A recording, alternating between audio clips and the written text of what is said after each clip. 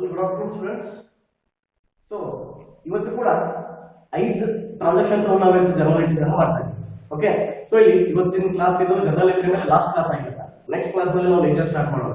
Okay, so ಈ ಸ್ವಲ್ಪ transaction ಬಗ್ಗೆ ಮತ್ತು ಜನರಲ್ ಎಂಟ್ರಿ ಬಗ್ಗೆ ಸ್ವಲ್ಪ ಜಾಸ್ತಿ ಕೇರ್ಫುಲ್ ಆಗಿ ಸ್ಟಡಿ ಮಾಡಿದ್ರೆ ತಿಳ್ಕೊಂಡ್ರೆ ನಮಗೆ ಲೇಜರ್ ಬಹಳಷ್ಟು ಸುಲಭ ಆಗ್ತದೆ ಸರ್ ಮಾಡಲಿಕ್ಕೆ. ಓಕೆ, ಮತ್ತೊಂದ್ಸಲ ರಿಪೀಟ್ ಮಾಡ್ತಾ ಹೋಗೋಣ. ಓಕೆ, ಸೊ ಮೊದಲನೇದಾಗಿ journal entries in the books of mister Himanshu. So ಇಲ್ಲಿ ಹಿಮಾಂಶು ಅಂತ ಅವ್ರ ಬುಕ್ಸ್ ಆಫ್ ಅಕೌಂಟ್ ಇದ್ರು. ಸೊ ಅವರ ಬುಕ್ಸ್ ಆಫ್ ಅಕೌಂಟ್ ನಲ್ಲಿ ನಾವು ಜರ್ನಲ್ ಎಂಟ್ರಿಯನ್ನು ಮಾಡ್ತಾ ಇದ್ದೇವೆ. ಓಕೆ, ಸೊ ಜನವರಿ 1 ಏನಿದೆ ನೋಡಿ transaction, business started with cash. So ವ್ಯವಹಾರವನ್ನ ಬಂಡವಾಳ ಹೂಡಿ ಪ್ರಾರಂಭ ಮಾಡಿದ್ರು. Business started with cash rupees 1,20,000. So 1,20,000 ಹಾಕಿ ಅವ್ರು ಏನ್ ಮಾಡಿದ್ರು, ಒಂದು ವ್ಯವಹಾರವನ್ನ ಪ್ರಾರಂಭ ಮಾಡಿದ್ರು. ಸೊ ಇದಕ್ಕೆ ಜರ್ನಲ್ ಎಂಟ್ರಿ ಏನಾಗುತ್ತಪ್ಪ? ಓಕೆ, ಈಗ ಎಲ್ಲರಿಗೂ ನಿಮ್ಗೆ ಸ್ವಲ್ಪ ಪ್ರಾಕ್ಟೀಸ್ ಆಗಿರ್ಬೇಕಂತ ಅನ್ಕೊಳ್ತೀನಿ. ಹೌದಾ? ಈಗ ಜರ್ನಲ್ ಎಂಟ್ರಿ ಏನಾಗುತ್ತೆ, cash account debit to capital. ಹೌದಾ? ಕ್ಯಾಶ್ ಅಕೌಂಟ್ ಯಾಕೆ ಡೆಬಿಟ್ ಮಾಡ್ತೀವಿ ನಾವು? Because cash comes in to the business in the form of capital. So ಇದು ಬಂಡವಾಳ ರೂಪದಲ್ಲಿ ಕ್ಯಾಶ್ ಬರೋದ್ರಿಂದ ಕ್ಯಾಶ್ ಅನ್ನು ನಾವು ಡೆಬಿಟ್ ಮಾಡ್ತೀವಿ, ಕ್ಯಾಪಿಟಲ್ ಅಕೌಂಟ್ ಅನ್ನು ಕ್ರೆಡಿಟ್ ಮಾಡ್ತೀವಿ. So 1,20,000 debit and credit column cash. Here debit column dash, credit column 1,20,000. So and the narration will be being commenced, or you can use started business with cash. Over. Very simple. Okay, we can use two words, commenced or started. Both are same. Okay, next. Date 3. Deposited into bank. ಹೌದಾ? ಹಣವನ್ನ bank ನಲ್ಲಿ deposit ಮಾಡಿದ್ದಾರೆ. rupees 4 lakh amount ಅನ್ನ bank ನಲ್ಲಿ deposit ಮಾಡಿದ್ದಾರೆ. ಹೌದಾ? So ಇಲ್ಲಿ bank is the receiver. Bank ಹಣವನ್ನ ಕಲೆಕ್ಟ್ ಮಾಡ್ತಾ ಇದೆ. ನಾವು ಡಿಪಾಸಿಟ್ ಏನ್ ಮಾಡ್ತೇವೆ, ಬ್ಯಾಂಕ್ ನಲ್ಲಿ ಮಾಡ್ತೀವಿ. So banker going to collect your money.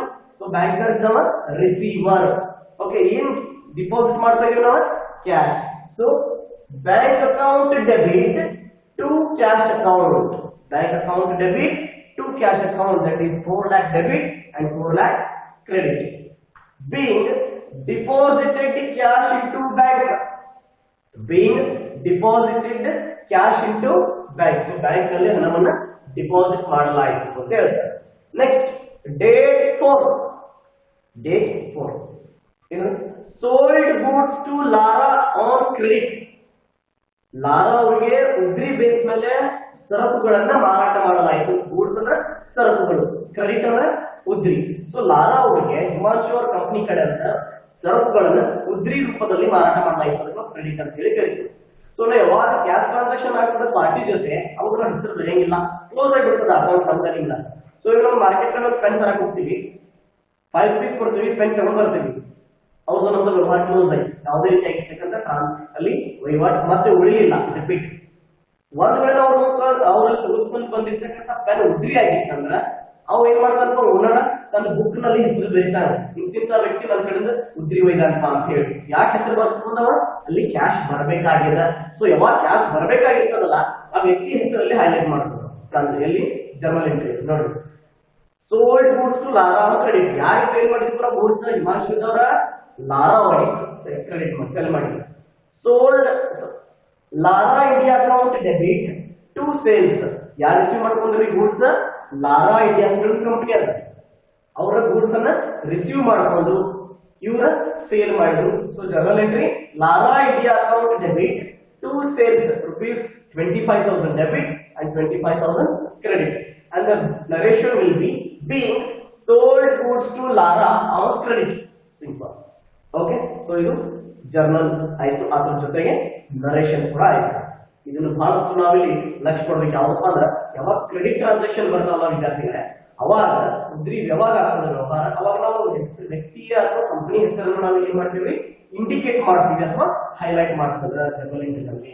Okay, next date 6 ನೋಡಿ. ಲಾರಾ ಇಂಡಿಯಾದವರಿಗೆ ಗೂಡ್ಸ್ ಸೇಲ್ ಮಾಡಿದ್ರು.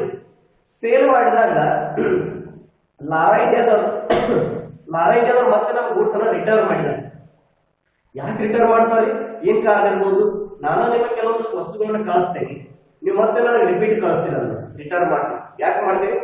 ಒಂದು ಗೂಡ್ಸ್ ಡ್ಯಾಮೇಜ್ ಆಗಿರ್ಬೋದು, ಬ್ರೇಕೇಜ್ ಆಗಿರ್ಬೋದು, ಸ್ಪಾಯಿಲೇಜ್ ಆಗಿರ್ಬೋದು, ಅನೇಕ ಕಾರಣಗಳಿಂದ ನೀವು ಯಾವ್ದೋ ಅಥವಾ ಕ್ವಾಂಟಿಟಿ ಕಡಿಮೆ ಬಂದ್ರೆ ಜಾಸ್ತಿ ಬಂದಿರಬಹುದು, ಜಾಸ್ತಿ ಬಂದ್ರೆ ಕಡಿಮೆ ಬಂದಿರಬಹುದು. ಇಂಥ ಕಾರಣಗಳನ್ನ ನಾವು ಗೂಡ್ಸ್ ಅನ್ನು ಕಳಿಸ್ತೀವಿ. ಅವಾಗ ಏನಾಗ್ತದಪ್ಪ journal entry sales return account debit to Lara India account. ಯಾರು ಕಳಿಸಿದ್ರು ನಮ್ಮ ಗೂಡ್ಸ್? ಲಾರಾ ಇಂಡಿಯಾದವರು ನಮ್ಗೆ ಗೂಡ್ಸ್ ಕಳಿಸಿದ್ರು. ನಾವು ಸೇಲ್ ಮಾಡಿದ್ವಿ, ಅದು ಹೊಳ್ಳಿ ಬಂತನ ಡೆಬಿಟ್ ಮಾಡಿದ್ವಿ.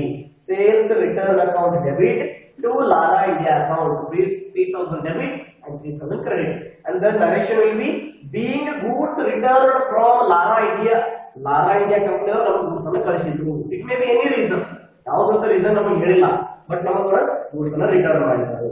Okay, next date 8 stationery account debit to cash. So here paid stationery ಅಂತ ಟ್ರಾನ್ಸಾಕ್ಷನ್ ಅದ. paid stationery ಅಂದ್ರೆ ಆಫೀಸ್ ಮಟೀರಿಯಲ್ ಸ್ಟೇಷನರಿ ತಗೊಳ್ಳಿಕ್ಕೆ ದುಡ್ಡನ್ನ ಖರ್ಚು ಮಾಡಿದ್ವಿ. ಸ್ಟೇಷನರಿ ಬಂತು, ಕ್ಯಾಶ್ ಹೋಯ್ತು. Stationery comes in, cash goes out. Excuse me. So the journal entry will be stationery account debit to cash and the amount will be 700 rupees debit and 700 rupees credit. Okay, so next transaction cash sales ಅಂತ. Very simple ಆಗಿ ಕೊಟ್ಬಿಟ್ರೆ cash sales.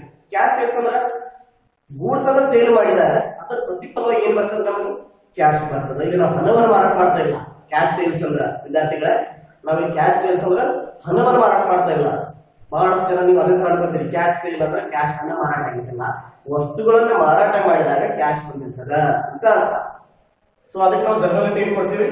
Cash account debit to sales rupees 1200 debit and 1200 credit, and the narration will be being sold goods. Very simple, sold goods. Okay, adu ivura Himanshu yavado company goods alla sale ಮಾಡಿದ್ರು. So here these are the 5 journal entries in this class. In the next class we are going to start with the new chapter, that is ledger. Okay, thank you.